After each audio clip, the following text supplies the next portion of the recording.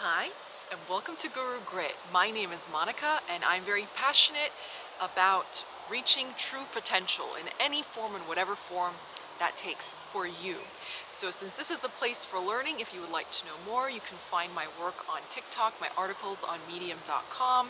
Message me. You can write to me, actual people. Thank you to the people who actually send me mail. It's really lovely.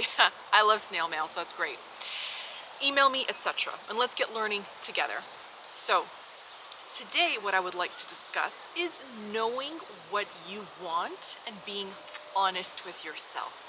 I used to open these videos by saying, know what you want, and you don't have to justify it to me or yourself. Just, you get to want what you want. That's totally on you. It's wonderful. You don't have to explain why you want it. You just have to know that you want it. However, I keep running into the same narrative with, I would say, a lot of the messages that I receive. So I think it's pretty nice to be able to address it. So let's address something. When I say you get to want what you want, that means without justification, but also without any form of limitation either. So what I'm about to say, I'm not saying to hurt anyone's feelings or to come across as harsh or that I'm unkind, but truthfully, know what you want and want the thing that you want. Don't want the opposite of it. So the example I'm going to give is, let's say, money. I was speaking to a friend and she said, I don't think people want to be happy. I really don't. I think a lot of the times you meet them, you speak to them, you see your friends, and what bothered them a year ago is bothering them again, and they keep saying they want the opposite, but they never change. So here's what I mean. If you want money, just want that money. Just feel good about thinking about having money. But oftentimes people will say things like, I really want $1 million. But, and this has actually happened. I remember they start walking around in the assumption that they're wealthy and that they're set for life and that they're happy, they're thriving, etc. And somebody will come along and be like, oh, you work there? I thought you worked there for some reason, or I had a dream of you driving your dream car. I had a dream of this. And they're so quick to correct them and say, no, not me. Not me. You're thinking of someone, no. Me? I'm not rich. Don't put me in that category. It's like, as though they're not entitled or not allowed. Or sometimes I think we've been conditioned to want the best of both worlds, such as we want to associate with wealth and wealthy people, but we don't want to lose any of the things that we're used to, that we're comfortable about not having money. Maybe, I don't know, it could be whatever it is for someone, anonymity, or to live low key but live in the way that you want, to have privacy, whatever. Okay, so pick one. Which is it? Because what you do is you split your energy, and when you have that schism and that back and forth, just the way that it functions, you never flow enough momentum towards what you're thinking about for it to come true. So you just go back and forth. It's like ping, pong, ping. It just takes forever. Another example could be something such as, I really want to get married, but I don't want to lose my freedom. So I'm just going to think about dating. And then when dating doesn't work out, I'm going to be miserable about not being married. But then when I find a good prospect, I'm going to be worried that I'm not having enough fun, so I'm going to go back to this. So you just never really decide, and you make yourself your own worst enemy.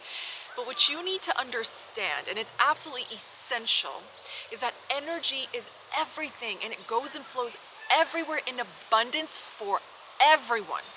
Nobody is born with a greater ledger system than someone else for how they can flow and summon energy.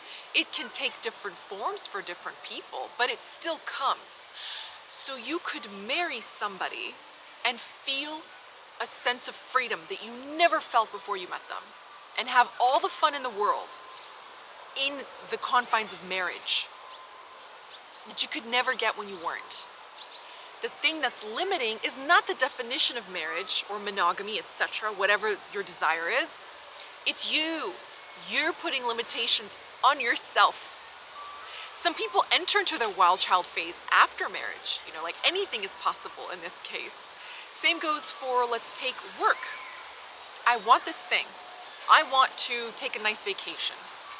So I need money. So I have to go to work. So I have no freedom, but I want the vacation to feel a sense of freedom. You just put 5 layers of gunk all over your desire. Just focus on the vacation. You don't know, your job could spontaneously promote you, your boss could spontaneously leave, tripling your vacation time if you take their role. You could be recruited. I can't even tell you how many people I know personally who are just bipping along through life, living happily, and someone on LinkedIn just ping, they're like, this person just messaged me like 2 weeks ago. I don't know if they're for real, but they like my skills, they want to talk, and yeah, they just like plucked them and recruited them and put them in a different field. Maybe they didn't have enough experience. They didn't care. They saw something in them and they gave them an amazing paycheck, amazing vacation weeks, not even vacation days, okay? And just changed their life. It's so easy, it can happen to anybody, but you have to get out of your own way. So please know what you want. If you want to be healthy, stop making sickness a part of your identity. If you want to be happy, stop making misery a part of your identity. If you want to be partnered, stop making singleness a part of your identity. It's like having a light up sign above your head as you walk down the street. Other people just smell it.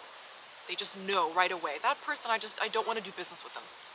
I don't know, they're cranky, they're, what, I don't know, I don't know. People say there's like vibes, you know? Oh, it's really pretty, a monarch butterfly. I haven't seen one since last year. So, you know, just pick the signal that you put out and be mindful of that. And even though you don't speak it, you're still putting out that signal. So just be mindful. You know, if you want to be healthy and fit, when you look in the mirror, when you get dressed, don't say nasty things about yourself. For all the conspiracies that go on about what's in our food, what's in our air, what's in the waves of television waves and radio waves, etc., nothing harms you like one negative thought that you produce yourself against yourself. It's like an atomic bomb. Don't do that. Plant seeds of greatness, plant seeds of joy, seeds of happiness.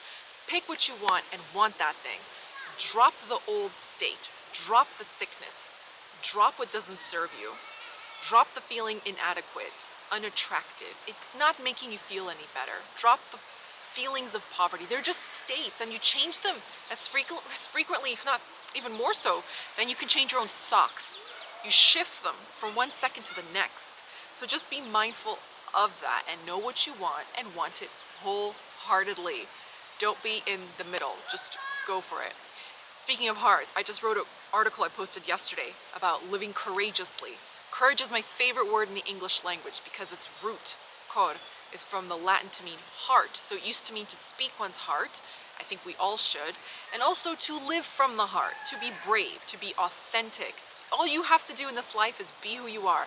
That includes wanting the things that you want, because what you want is unique to you, which is why there's enough for everybody on this planet, because we all want different things and different versions of the same thing. So there's enough for everyone. Beautiful breeze. Humidity is finally lifted. What a beautiful day. So go forth, know what you want, and stop splitting yourself into two. Want the best of the best and just leave the rest. I felt very compelled to make this video today. I hope it clarifies the future questions that I receive. And on that note, I'm going to go answer some very specific questions that I received over the weekend that I really had fun reading. So thank you so much for being here, and I'll see you next time. Bye-bye.